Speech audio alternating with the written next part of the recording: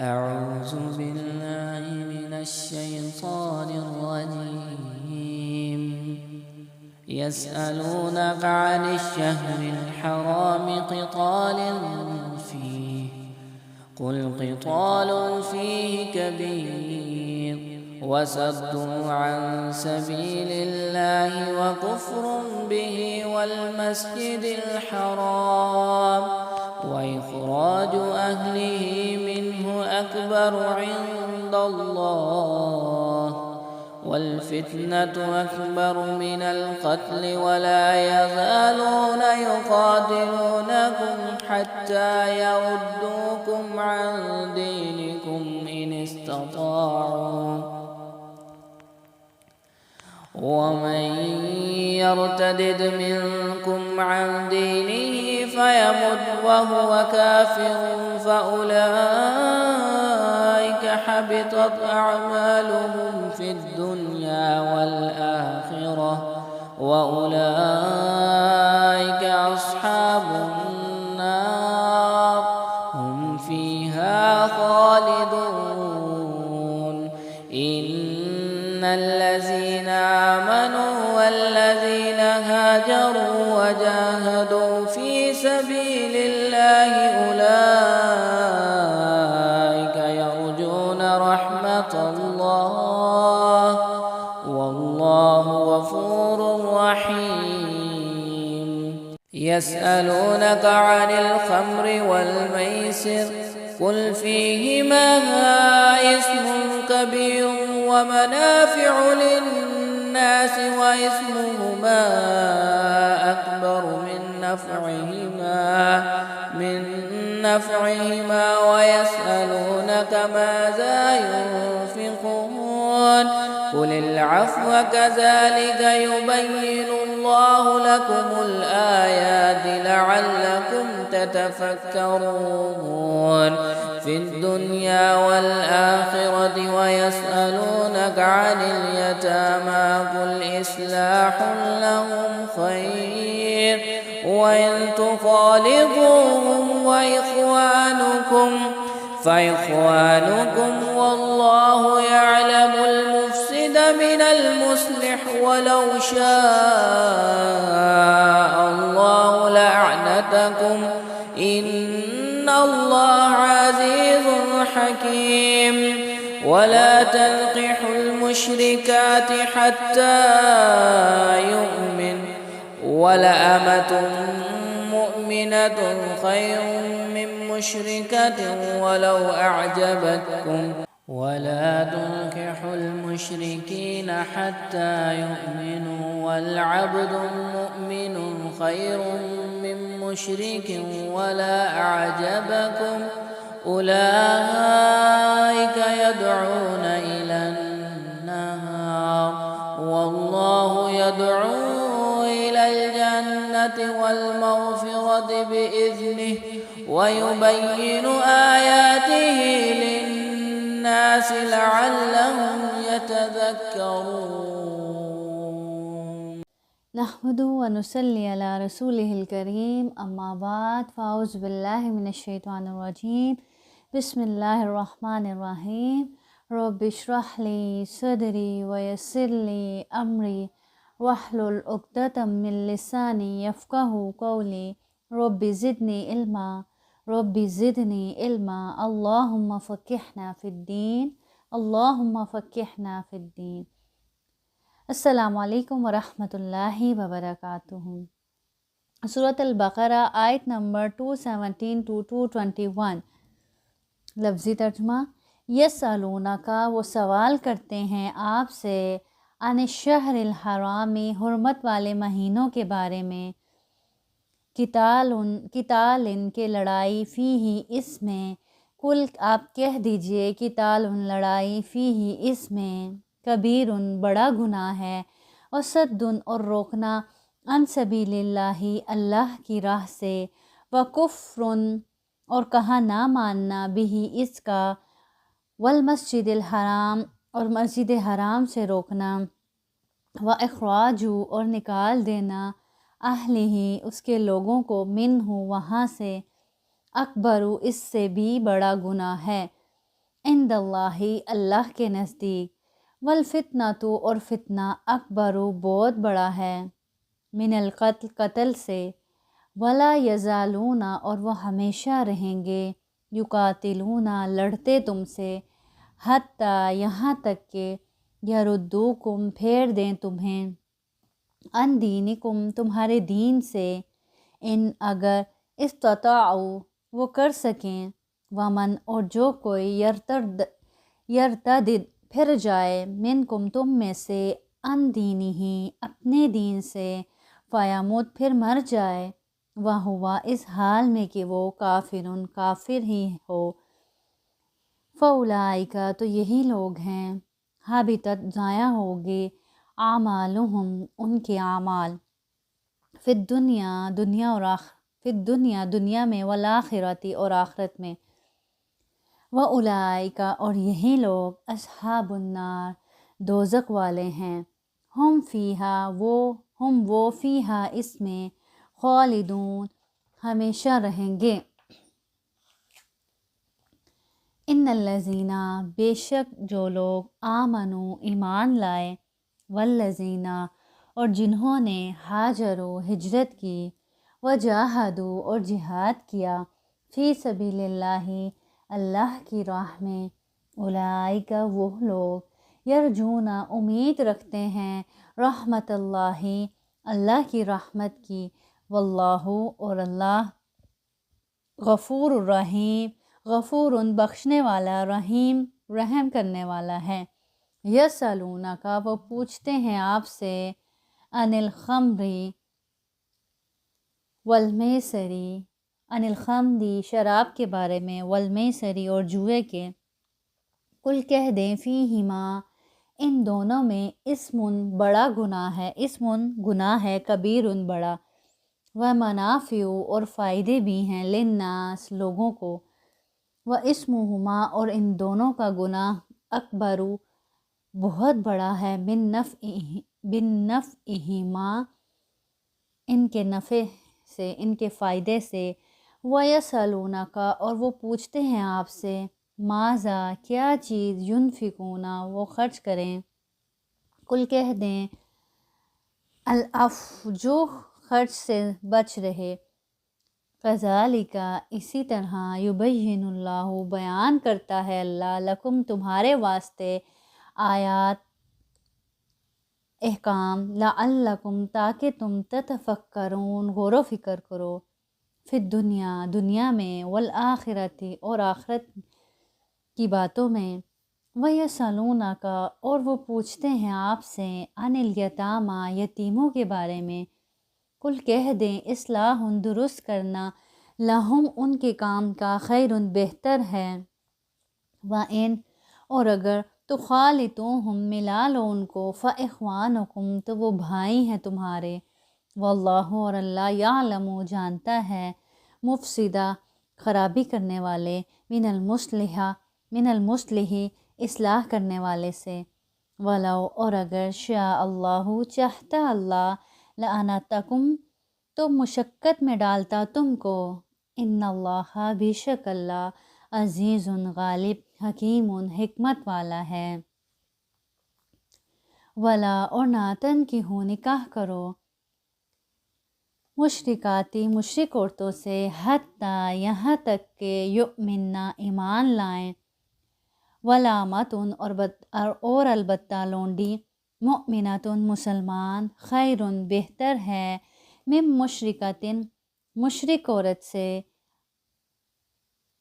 ولو اگرچہ اعجبتکم وہ بھلی لگے تمہیں، ولا اور نہ تنکحوا نکاح کر دو، مشرکین مشرکوں سے، حتیٰ جب تک کہ یؤمنوا وہ ایمان نہ لائیں، وَلَعَبْدٌ اور البتہ غلام، مؤمن مسلمان، خیر بہتر ہے، من مشرکن مشرک سے، ولو اگرچہ اعجبکم وہ بھلا لگے تمہیں، اولئک وہی لوگ، یدعون بلاتے ہیں، الی النار دوزخ کی طرف، واللہ اور اللہ، یدعو بلاتا ہے، الی الجنت جنت کی طرف، والمغفرت اور بخشش، باذنہ اپنے حکم سے، وَيُبَيِّنُ اور بتلاتا ہے آیاتہ اپنے احکام للناسی لوگوں کو لعلہم تاکہ وہ یتذکرون نصیحت پکڑیں۔ تفسیر آیت نمبر 217۔ یسألونک عن الشہر الحرام قتال فی قل قتال فیہ کبیر وصد عن سبیل اللہ وکفر بہ والمسجد الحرام واخراج اہلہ منہ اکبر عند اللہ والفتنۃ اکبر من القتل ولا یزالون یقاتلونکم حتی یردوکم عن دینکم ان استطاعوا ومن یرتد منکم عن دینہ فیمت وہو کافر فأولئک حبطت اعمالہم فی الدنیا والآخرہ وأولئک اصحاب النار ہم فیہا خالدون۔ لوگ آپ سے حرمت والے مہینوں میں لڑائی کی بابت سوال کرتے ہیں، آپ کہہ دیجئے کہ ان میں لڑائی کرنا بڑا گناہ ہے، لیکن اللہ کی راہ سے روکنا، اس کے ساتھ کفر کرنا اور مسجد حرام سے روکنا اور وہاں کے رہنے والوں کو وہاں سے نکالنا اللہ کے نزدیک اس سے بھی بڑا گناہ ہے، یہ فتنہ قتل سے بھی بڑا گناہ ہے۔ یہ لوگ تم سے لڑائی بھڑائی کرتے ہی رہیں گے یہاں تک کہ اگر ان سے ہو سکے تو تمہیں تمہارے دین سے مرتد کر دیں، اور تم میں سے جو لوگ اپنے دین سے پلٹ جائیں اور اسی کفر کی حالت میں مریں، ان کے اعمال دنیاوی اور اخروی سب غارت ہو جائیں گے، یہ لوگ جہنمی ہوں گے اور ہمیشہ ہمیشہ جہنم میں ہی رہیں گے۔ حرمت والے مہینے کون سے ہیں؟ حرمت والے مہینے رجب، ذوالقعدہ، ذوالحجہ، محرم۔ یہ 4 مہینے زمانہ جاہلیت میں بھی حرمت والے سمجھے جاتے تھے، جن میں قتال و جدال ناپسندیدہ تھا۔ اسلام نے بھی ان کی حرمت کو برقرار رکھا۔ نبی کریم صلی اللہ علیہ وسلم کے زمانے میں ایک مسلمان فوجی دستے کے ہاتھوں رجب کے مہینے میں ایک کافر قتل ہو گیا اور بعض کافر قیدی بنا لیے گئے، اور مسلمانوں کے علم میں یہ نہیں تھا کہ رجب شروع ہو گیا ہے، یعنی لا علمی میں رجب کے مہینے میں ان سے یہ جدال ہو گیا۔ کفار نے مسلمانوں کو طعنہ دیا کہ دیکھو یہ حرمت والے مہینے کی حرمت کا بھی خیال نہیں رکھتے، جس پر اللہ رب العزت نے یہ آیت نازل فرمائی اور کہا کہ یقیناً حرمت والے مہینے میں قتال بڑا گناہ ہے، لیکن اس سے بڑا گناہ کیا ہے جو تم کرتے ہو؟ کیا؟ اللہ کے ساتھ کفر کرنا، اس کی راہ سے روکنا۔ خود بھی ایمان نہیں لاتے تھے، خود بھی مسلمان نہیں ہوتے تھے، اور اگر کسی کا پتہ چل جاتا تو اس کو انتہا درجے کی تکالیف پہنچاتے تھے۔ کس وجہ سے؟ کہ یہ مسلمان کیوں ہو گیا اور یہ واپس پھر جائے اپنے دین سے، اپنے دین میں واپس لوٹ جائے اور اسلام سے مرتد ہو جائے۔ مسلمان اللہ کی عبادت نہیں کر سکتے تھے، چھپ کے نماز پڑھتے تھے، چھپ کر قرآن پڑھا کرتے تھے، اور مسجد حرام سے روکنا، اللہ کے گھر سے روکتے تھے۔ آپ سے ہم جب بھی حرم میں نماز ادا کرنا چاہتے یا کرتے تو یہ طرح طرح کی اذیتیں پہنچاتے آپ سے ہم کو۔ ایک بار آپ سے ہم سجدے کی حالت میں گئے اور انہوں نے اونٹ کی اوجری لا کر آپ سے وسلم کے اوپر رکھ دی، اور وہاں کے رہنے والوں کو وہاں سے نکالنا۔ کس طرح انہوں نے مسلمانوں کو مجبور کیا کہ وہ مدینہ کی طرف ہجرت کر جائیں، کیسے مکہ سے نکالا، حرم سے نکالا۔ تو اللہ تعالیٰ یہاں یہی ان کے جواب میں بتا رہے ہیں، ان کے طعنے کے جواب میں اللہ رب العزت بتا رہے ہیں کہ بالکل اس میں کوئی شک نہیں کہ حرمت والے مہینوں میں جدال کرنا، لڑائی کرنا بڑا گناہ ہے، لیکن جو تم گناہ کرتے ہو اس سے بڑا نہیں۔ تم کون سے گناہ کرتے ہو؟ اللہ کی راہ سے روکتے ہو، اس کے ساتھ کفر کرتے ہو، مسجد حرام سے روکنا اور وہاں کے رہنے والوں کو وہاں سے نکالنا اللہ کے نزدیک اس سے بھی بڑا گناہ ہے۔ یہ فتنہ قتل سے بھی بڑا گناہ ہے، جو تم فتنہ فساد پھیلاتے ہو، جو تم فتنے کھڑے کرتے ہو، یہ قتل سے بھی بڑا ہے۔ پھر آگے اللہ تعالیٰ فرما رہے ہیں یہ تم سے لڑائی بھڑائی کرتے ہی رہیں گے، یہاں تک کہ اگر ان سے ہو سکے تو تمہیں تمہارے دین سے مرتد کر دیں۔ ان کا مشن کیا ہے؟ یہ کیوں تم سے لڑائی جھگڑا کرتے ہیں؟ اور تب تک کرتے رہیں گے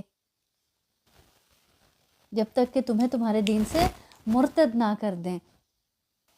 لیکن جو مضبوط ایمان والے ہوتے ہیں، پھر جیسی مرضی آزمائشیں ان کے سامنے آ جائیں، جیسے مرضی فتنے یہ لوگ کھڑے کر دیں، وہ ان کو گرا نہیں سکتی، وہ ان کو اللہ کے دین سے نہیں پھیر سکتی۔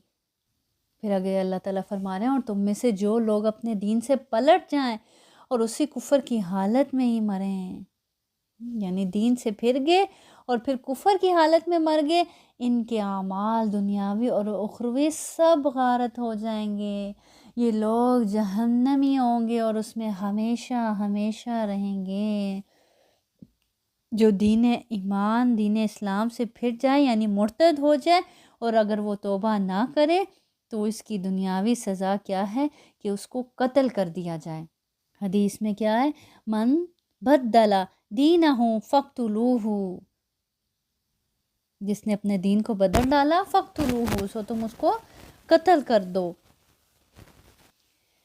تو جس طرح ایمان قبول کرنے سے انسان کے پچھلے گناہ معاف ہو جاتے ہیں، اسی طرح کفر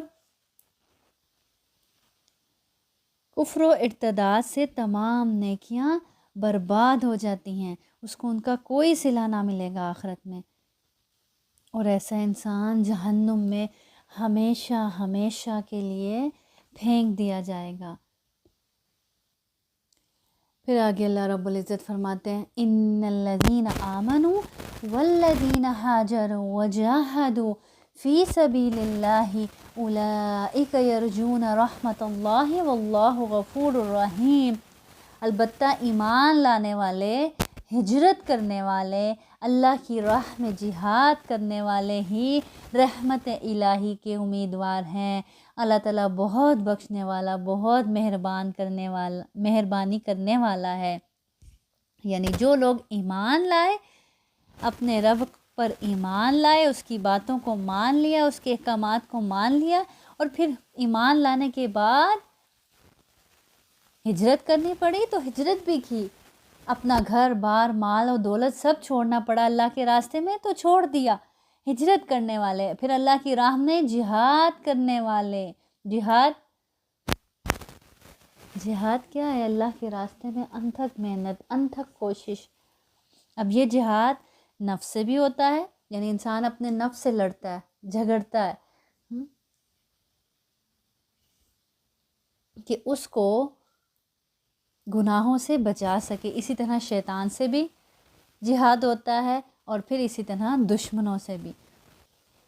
تو یہاں پہ ایمان لانے والے، ہجرت کرنے والے، اللہ کی راہ میں جہاد کرنے والے ہی رحمت الہی کے امیدوار ہیں۔ جیسے سورۃ توبہ میں بھی اللہ رب العزت فرماتے ہیں الذین آمنوا وہاجروا وجاہدوا فی سبیل اللہ باموالہم وانفسہم اعظم درجۃ عند اللہ وَأُولَئِكَ هُمُ الْفَائِزُونَ۔ جو لوگ ایمان لائے اور انہوں نے ہجرت کی اور اللہ کے راستے میں اپنے مالوں اور اپنی جانوں کے ساتھ جہاد کیا، اللہ کے ہاں درجے میں زیادہ بڑے ہیں، اور وہی لوگ کامیاب ہونے والے ہیں۔ اور اس آیت میں بھی اللہ تعالیٰ کیا فرما رہے ہیں؟ جہاد کرنے والے ہی رحمت الہی کے امیدوار ہیں۔ اللہ بہت بخشنے والا اور بہت مہربانی کرنے والا ہے۔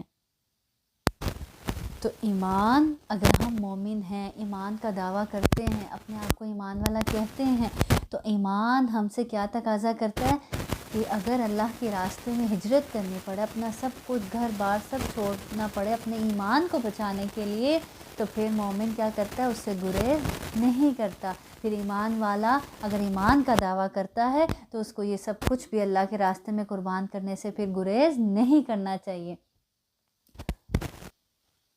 اور اسی طرح اللہ کے راستے میں انتھک محنت، انتھک کوشش کرنی چاہیے اس کو راضی کرنے میں۔ اس کو خوش کرنے میں۔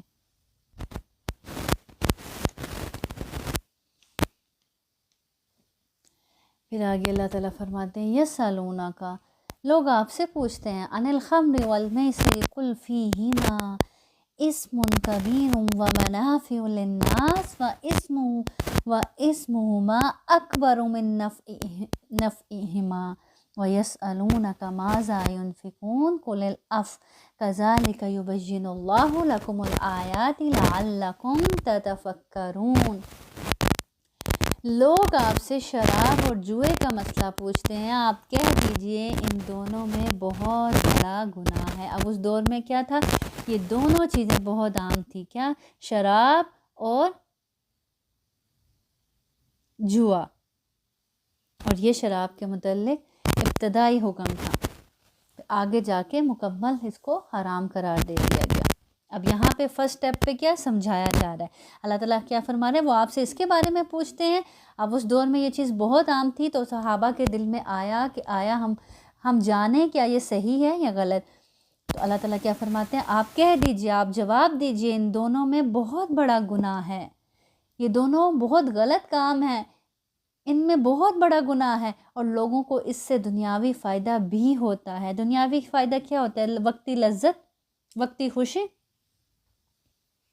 لیکن اللہ تعالیٰ فرما رہے ہیں دنیاوی فائدہ تو تھوڑا سا اٹھا لو گے، لیکن ان کا گناہ ان کے اس وقتی فائدے سے، اس دنیاوی فائدے سے بہت زیادہ ہے۔ حدیث میں آتا ہے، آپ سے ہم نے فرمایا ہر نشاور خمر ہے اور ہر نشاور حرام ہے۔ اب چونکہ یہ شراب کے بارے میں ابتدائی حکم تھا، پہلے ہی حکم میں فوراً سے شراب حرام نہیں کر دی گئی، سٹیپ بائی سٹیپ کر کے اس کو ختم کیا گیا، اور پہلے حکم میں کیا سمجھایا جا رہا ہے، برین واش کیا جا رہا ہے کہ یہ کوئی فائدے کی چیز نہیں ہے، یہ کوئی اچھی چیز نہیں ہے۔ ہاں وقتی تم اس سے فائدہ اٹھا سکتے ہو دنیا میں، لیکن اس کا گناہ، اس کا نقصان اس سے کئی زیادہ ہے۔ پھر اسی آیت میں دوسرے سوال کا ذکر ہے، وَيَسْأَلُونَكَ مَاذَا يُنْفِقُونَ، اور لوگ سوال کرتے ہیں، وہ آپ سے پوچھتے ہیں، دریافت کرتے ہیں، مَاذَا يُنْفِقُونَ، کیا خرچ کریں؟ قُلِ الْعَفْوَ، کہہ دیجئے حاجت سے زائد چیز، كَذَلِكَ يُبَيِّنُ اللَّهُ لَكُمُ الْآيَاتِ لَعَلَّكُمْ تَتَفَكَّرُونَ۔ اللہ تعالیٰ اسی طرح اپنے احکام صاف صاف تمہارے لیے بیان فرما رہا ہے تاکہ تم سوچ سمجھ سکو۔ یعنی اس آیت سے پتہ چلتا ہے کہ جو بھی زائد ضرورت چیز ہے میرے اور آپ کے پاس، اس پر ہمارا حق نہیں ہے۔ صحابہ نے پوچھا کیا خرچ کریں؟ جو بھی زائد ضرورت ہے خرچ کر دو، لیکن آج تو ہر چیز، ہر خواہش، ہر آسائش ہی کیا ہے؟ ہماری ضرورت ہے۔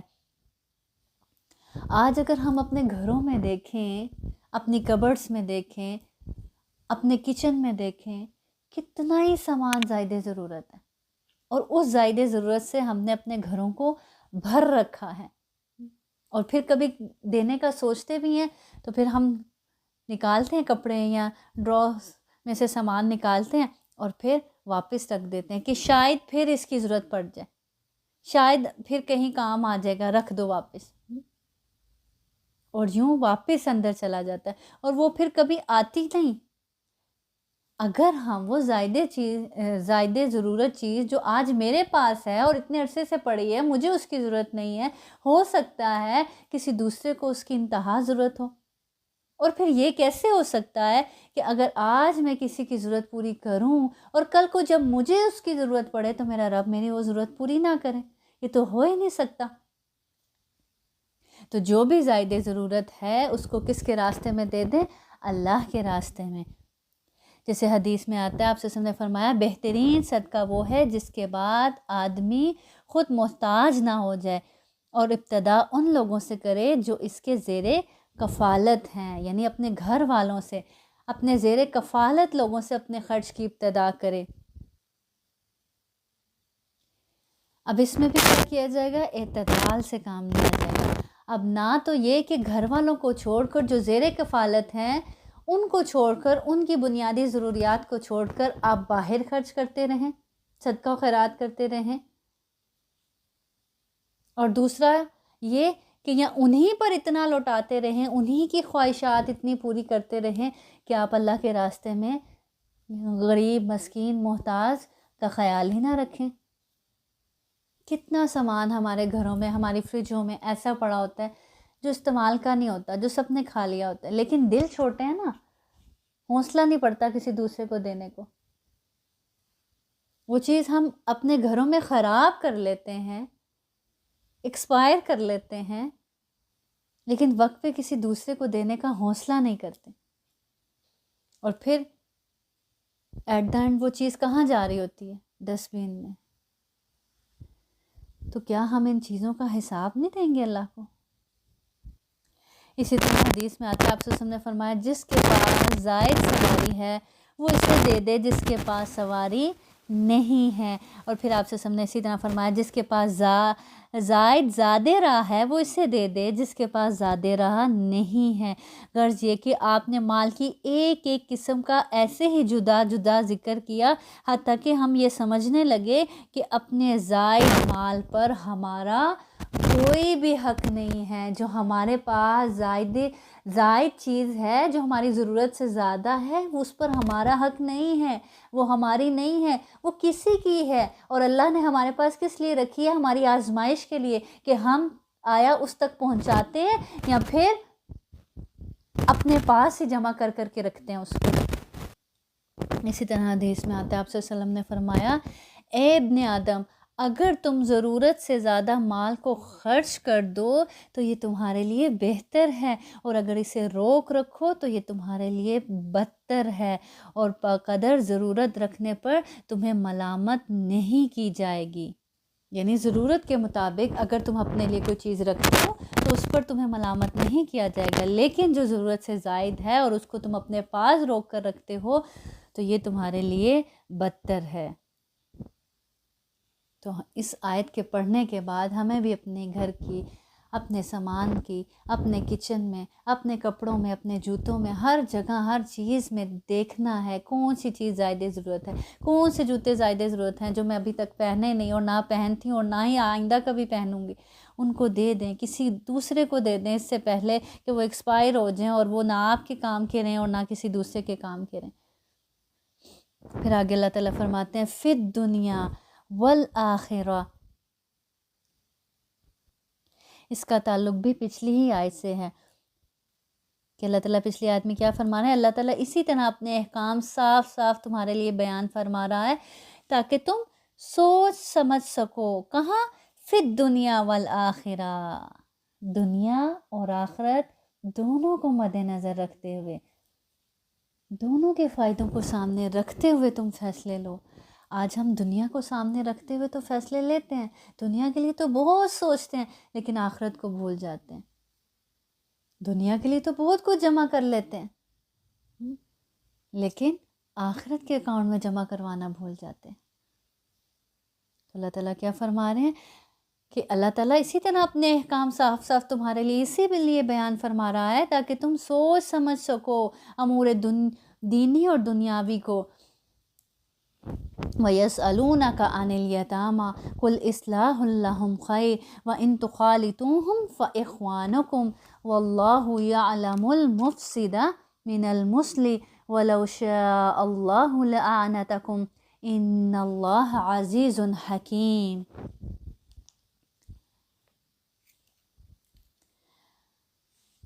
اور تجھ سے یتیموں کے بارے میں بھی سوال کرتے ہیں، آپ کہہ دیجئے کہ ان کی خیر خواہی بہتر ہے، تم اگر ان کا مال اپنے مال میں ملا بھی لو تو وہ تمہارے بھائی ہیں، بد نیت اور نیک نیت ہر ایک کو اللہ خوب جانتا ہے، اور اگر اللہ چاہتا تو تمہیں مشقت میں ڈال دیتا، یقیناً اللہ تعالیٰ غلبے والا اور حکمت والا ہے۔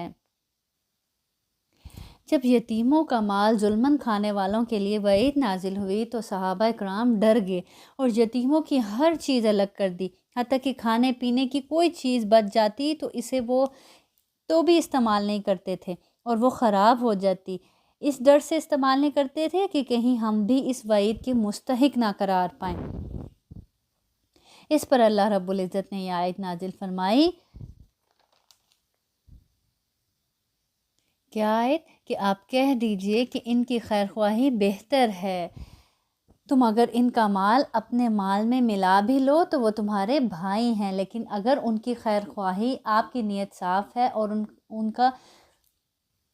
ان کی بھلائی مقصود ہے تو اس صورت میں اپنے مال سے ان کا مال ملایا جا سکتا ہے، لیکن اگر نیت خراب ہے تو پھر اللہ خوب جاننے والا ہے۔ تو اس آیت کے بعد پھر صحابہ نے اپنا کھانا پینا اکٹھا کر لیا۔ تو اللہ تعالیٰ اس آیت میں کیا فرما رہے ہیں؟ واللہ یعلم المفسد من المصلح، اللہ نیتوں کو جانتا ہے، اللہ جانتا ہے کون اصلاح کی نیت سے کھانا جس نے یتیموں کا اپنے مال کے ساتھ ملا لیا اور کس کا ارادہ فساد کا ہے۔ اب اس میں فساد کیسا؟ جیسے سورۃ النساء میں اللہ رب العزت فرماتے ہیں وَلَا تَأْكُلُوا أَمْوَالَهُمْ إِلَىٰ أَمْوَالِكُمْ إِنَّهُ كَانَ حُوبًا كَبِيرًا، اور نہ ان کے مالوں کو اپنے مالوں سے ملا کر کھاؤ، یقیناً یہ ہمیشہ سے بڑا گناہ ہے۔ اور پھر فرمایا وَلَا تَأْكُلُوهَا إِسْرَافًا وَبِدَارًا أَن يَكْبُرُوا، اور فضول خرچی کرتے ہوئے، اسے جلدی جلدی کرتے ہوئے انہیں مت کھاؤ کہ وہ بڑے ہو جائیں گے، یعنی ان کے بڑے ہونے سے پہلے ہی ہم کھا کر ان کا مال ختم کر دیں۔ تو اگر ایسی کوئی نیتوں کا ارادہ رکھتے ہو تو اللہ تعالیٰ مصلح کو بھی جانتا ہے اور مفسد کو بھی جانتا ہے۔ پھر آگے اللہ رب العزت فرماتے ہیں سورۃ النساء ہی میں کہ جو اگر ایسا کرے گا، یتیموں کے مال ناحق کھائے گا، ان کے ساتھ زیادتی کرے گا یا ایسی کوئی نیت رکھے گا تو اس کا کیا وبال ہے؟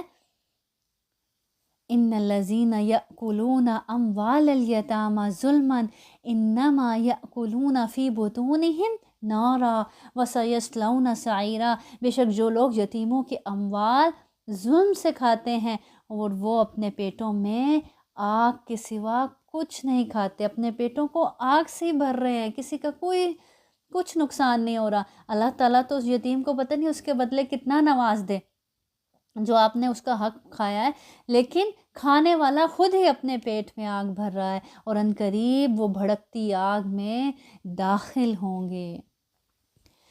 پھر آگے اللہ رب العزت فرماتے ہیں وَلَا تُنْكِحُوا الْمُشْرِكَاتِ حَتَّى يُؤْمِنَّ وَلَا أَمَةٌ مُؤْمِنَةٌ خَيْرٌ مِّن مُّشْرِكَةٍ وَلَوْ أَعْجَبَتْكُمْ وَلَا تُنْكِحُوا الْمُشْرِكِينَ حَتَّى يُؤْمِنُوا وَلَعَبْدٌ مُّؤْمِنٌ خَيْرٌ مِّن مُّشْرِكٍ وَلَوْ أَعْجَبَكُمْ أُولَٰئِكَ يَدْعُونَ إِلَى النَّارِ وَاللَّهُ يَدْعُو إِلَى الْجَنَّةِ وَالْمَغْفِرَةِ بِإِذْنِهِ وَيُبَيِّنُ آيَاتِهِ لِلنَّاسِ لَعَلَّهُمْ يَتَذَكَّرُونَ، اور شرک کرنے والی عورتوں سے تاوقت یہ کہ وہ ایمان نہ لائیں تم نکاح نہ کرو۔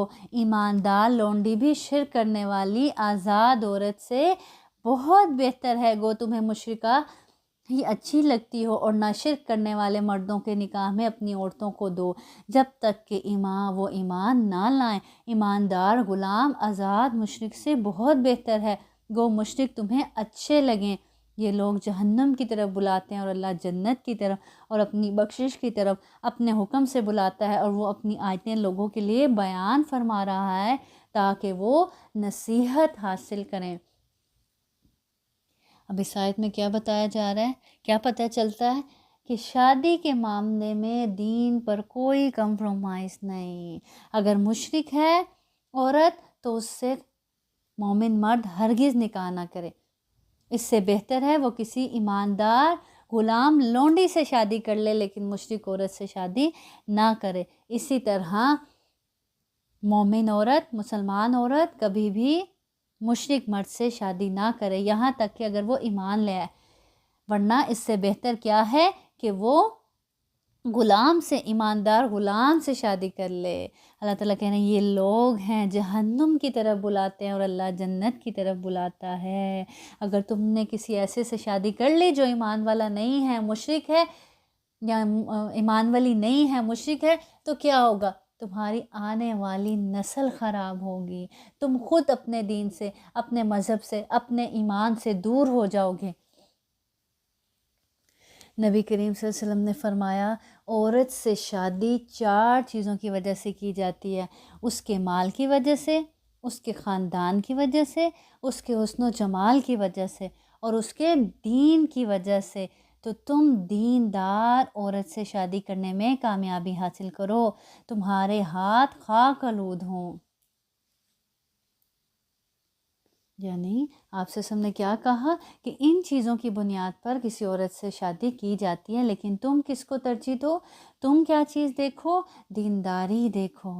آج ایک یہی چیز نہیں دیکھی جاتی رشتہ کرتے وقت، باقی سب دیکھا جاتا ہے، حسب، نسب، مال و دولت، حسن و جمال، یہ تینوں چیزیں دیکھی جاتی ہیں، نہیں دیکھا جاتا تو دین نہیں دیکھا جاتا، جس کی وجہ سے کیا کیا نقصانات ہو رہے ہیں، گھر برباد ہو رہے ہیں، نئی نسلیں برباد ہو رہی ہیں۔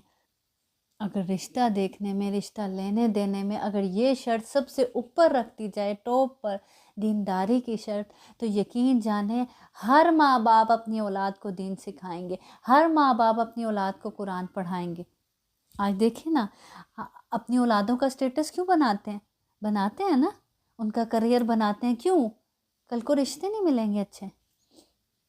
سب سے پہلے لڑکے سے پوچھا جاتا ہے جی کہ اس کی سیلری کتنی ہے، کیا کرتا ہے، کیا کام کرتا ہے، کیا کماتا ہے۔ تو ان کی اچھی جاب نہ ہوئی تو ان کو رشتے نہیں ملیں گے۔ تو اس ڈر سے والدین کتنی سٹرگل کرتے ہیں اپنی اولاد پر، اور اگر یہ شرط سب سے اوپر رکھ دی جائے دینداری والی، تو دیکھیں پھر سارے بچے کیسے دین کی طرف آتے ہیں، اور کیسے یہ ماحول بدلتا ہے، کیسے یہ معاشرہ بدلتا ہے، کیسے طلاق کی پھر ریشو کم ہوگی۔ آج دیکھیں ادھر سے آبادی اور ادھر ساتھ ہی بربادی کا اعلان ہو رہا ہوتا ہے، ادھر سے نکاح، ادھر سے طلاق، ادھر سے نکاح، ادھر سے طلاق۔ کیوں؟ دین سے دوری، دین نہیں دیکھا گیا، اخلاق نہیں دیکھا گیا۔ دیکھا گیا تو کیا دیکھا گیا؟ حسب نسب دیکھا گیا، حسن و جمال دیکھا گیا، مال و دولت دیکھا گیا۔ اسی طرح آپ سے ہم نے فرمایا دنیا سامان زندگی ہے، اور دنیا کا بہترین سامان زندگی کیا ہے؟ نیک عورت ہے، نیک بیوی ہے۔ وآخر دعوانا ان الحمدللہ رب العالمین۔ اللہ تعالیٰ تمام بچوں اور بچیوں کے نیک نصیب کرے۔ اللہ تعالیٰ ہمیں توفیق دے کہ ہر معاملے میں ہم دین کو ترجیح دینے والے بن جائیں۔ اللہ پاک ہمیں اپنے راستے میں خرچ کرنے والا بنا لے، اپنے راستے میں جہاد کرنے والا بنا لے، یتیموں مسکینوں کے حقوق ادا کرنے والا بنا دے۔ سبحان ربک رب العزت عما یصفون وسلام علی المرسلین والحمد للہ رب العالمین، والحمد للہ رب العالمین۔ سبحانک اللہم وبحمدک اشہد ان لا الہ الا انت استغفرک واتوب الیک۔ السلام علیکم ورحمۃ اللہ وبرکاتہ۔ أعوذ بالله من الشيطان الرجيم. يسألونك عن الشهر الحرام قتال فيه قل قتال فيه كبير وصد عن سبيل الله وكفر به والمسجد الحرام وإخراج أهله منه أكبر عند الله والفتنة أكبر من القتل ولا يزالون يقاتلونكم حتى يردوكم عن دينكم إن استطاعوا ومن يرتدد منكم عن دينه فيمت وهو كافر فأولئك حبطت أعمالهم في الدنيا والآخرة وأولئك أصحاب النار هم فيها خالدون. إن الذين آمنوا والذين هاجروا وجاهدوا في سبيل الله أولئك يرجون رحمة الله والله غفور رحيم. يسألونك عن الخمر والميسر قل فيهما إثم كبير ومنافع للناس وإثمهما أكبر من نفعهما ويسألونك ماذا ينفقون قل العفو كذلك يبين الله لكم الآيات لعلكم تتفكرون في الدنيا والآخرة. ويسألونك عن اليتامى قل إصلاح لهم خير وإن تخالطوهم فإخوانكم والله يعلم المفسد من المصلح ولو شاء الله لأعنتكم إن الله عزيز حكيم. ولا تنكحوا المشركات حتى يؤمن ولأمة مؤمنة خير من مشركة ولو أعجبتكم. ولا تنكحوا المشركين حتى يؤمنوا والعبد مؤمن خير من مشرك ولا أعجبكم. أولئك يدعون إلى النار والله يدعو إلى الجنة والمغفرة بإذنه ويبين آياته للناس لعلهم يتذكرون.